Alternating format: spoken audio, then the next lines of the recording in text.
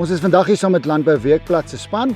Ons toets Hofman Power se MB200 Mini Offroad motorfiets. Hierdie motorfiets is ideaal geskik vir jou plaas. Hy het lekker vet wiele, hy het diskbrieke agter. Ons is hier by Sandwani en dit is tipies hoe 'n plaas lyk. Hier's lekker los sand, hier's klipperige grond. Dit met hom hier rondgery, 'n baie goeie traksie gehad teen die opdraandes. Eintlik baie maklik om te ry. Die brieke is voldoende. Jy kan met hom ingaan waar jy met gewoonlik met 'n voertuig nie sommer maklik kan ingaan nie. Jy kan lekker op veldpaadjies ingaan. Sy swaartepunt is lekker baie laag, dat die enjin sit baie laag. So jou balans op hom is verskriklik goed. Jy kan op 'n lae snelheid kan jy ry sonder om ongemaklik te voel dat die motorfiets wil omval. Ja, al is dit 'n klein motorfietsie, 'n minibike soos hulle sal noem.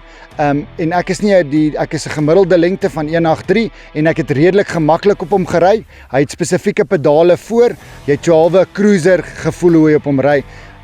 Wat regtig baie gemaklik is. As jy na die motorfietsie se prys kyk, is jy nogal verras deur te sien dat hy onder R20.000 inkom.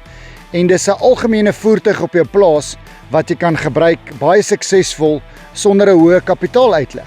So ek dink is ideaal geskik vir 'n plaas om gou-gou ietsie te ry en te gaan kyk wat gaan aan by die windpomp of selfs nou by die kraal, hoe lyk jou beeste daai kant. Ek dink dis ideaal geskik vir dit teen 'n baie goeie prys.